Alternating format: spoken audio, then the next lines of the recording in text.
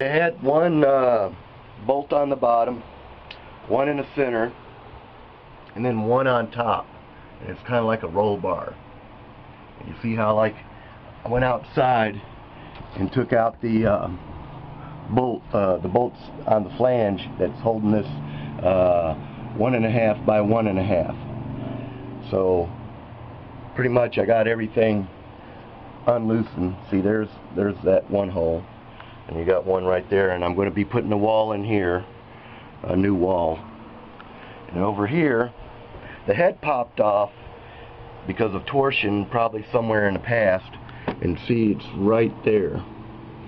And I had a drill into the side to see what's going on, and I didn't see the head being gone because I thought that they had it buried underneath there. So I'll show photos of what I was doing to get the screws out. See, I took the screws out along in here on the other side where the flange is, and that way when I lift this up, it's going to be easy for me to put the ceiling on in here. The other thing is I have to show you what I did to measure and drill a hole through the top to take the screws out and fish out the screws. That way I could be able to lift this completely up. This is being, this shell here is holding this down, but it gives flexibility where you can work in here to spread this open about like a 1/2 inch so you can put in the new ceiling. It's that plastic one that I had showed you on the side of the house, and here we go. And I had to use a hammer to knock out the beam just a little by little. You don't want to do too much, you might break it. So you want to keep the minimal damage down. If you don't know what you're doing, you can't repair it very well. Then you'd have to replace parts. Alright. Okay, there's a lot of people that may not agree to this, but I did it, and I own the vehicle, and I'm doing my way where I was a mechanic, and I knew a lot of little ins and outs, but this is a shortcut, just in case, you know, you ever come across a situation. This is where I removed the screws. Right here, if you can see it, there's a cutting section, and from here all the way across is one section skeleton. That's why it's easy for me to do this. I lift this part of the skeleton up, and I'm pushing in my roofing or my ceiling that's plastic instead of this wood stuff. If you see how like this wood stuff is rotting, well, I'm slowly replacing it with composite plastics. And the wood bar that I have across here and here, one is to tie into this to make a seal. The other one is for the cabinet work, and I don't know which one it is, but I think it's the oak that I got up here, and then I got some kind of hardwood maple over here. I replaced the same wood that I had, but the way they had it in there, it was a staple gun, and I changed that out and put Allen bolts or Allen brackets and bolted it in there.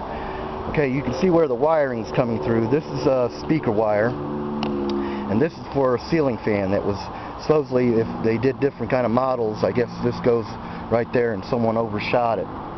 But what I'll do is I'll probably come down here and shoot it across where it's supposed to go, where the fan is down here. Now I'm going to go inside and show you the inside. But you can see the where the wiring. This is I don't know what all this wiring is. I got to find out what's going on there. I could probably do better. This was a quick. How they put these things together were quick, but the craftsman was still good at what they were doing. And this is all aluminum on top of a steel roll cage.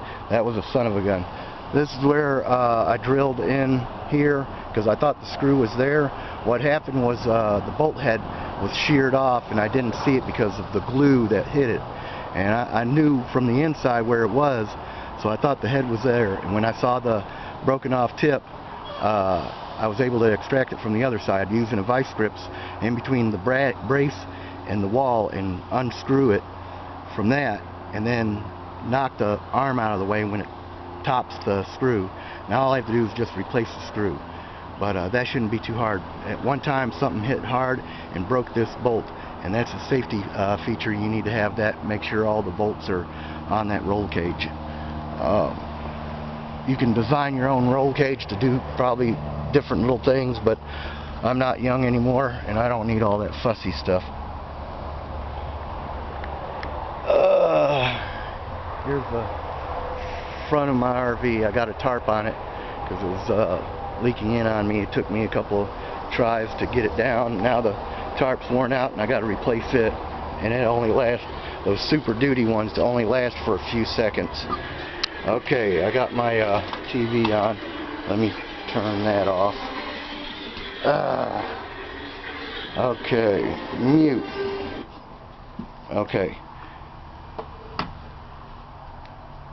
There's part of the dash. I had to wrestle this ceiling up there, okay, and then I put my sticks up there and hold it on there tight.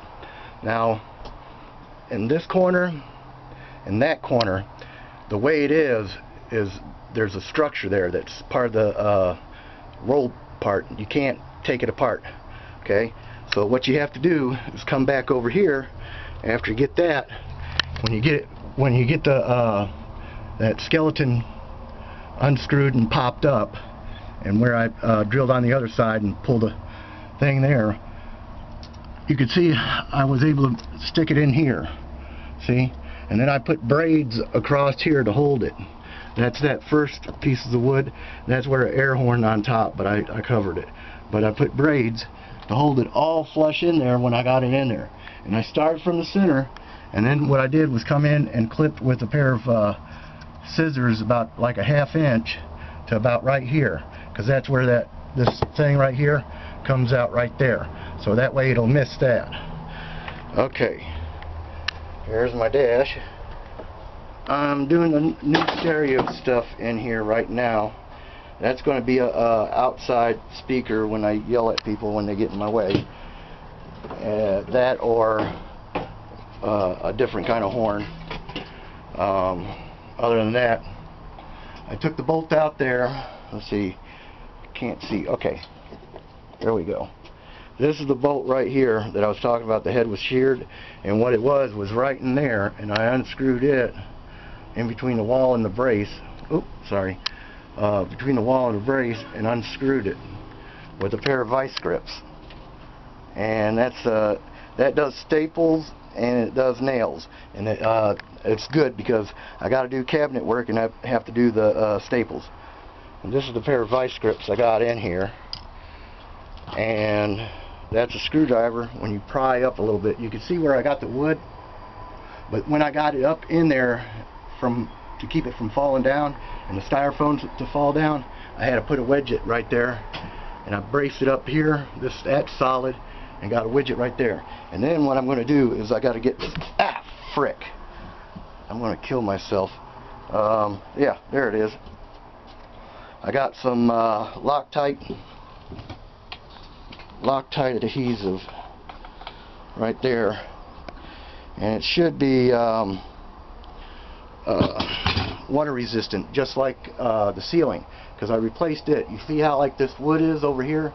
Well, now I'm putting in plastic, so if there's any rot, it won't happen, and I won't have more extensional damage. And it might last, like this is the '87 Sportscoach Pathfinder XL from Chevy.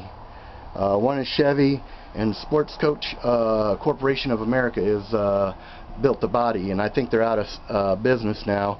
So whatever I do to this, I got to make sure it's good and clean, and it's going to be an antique. So I'm going to live in this in probably another 30 more years, and this damn thing will probably be a jewel then.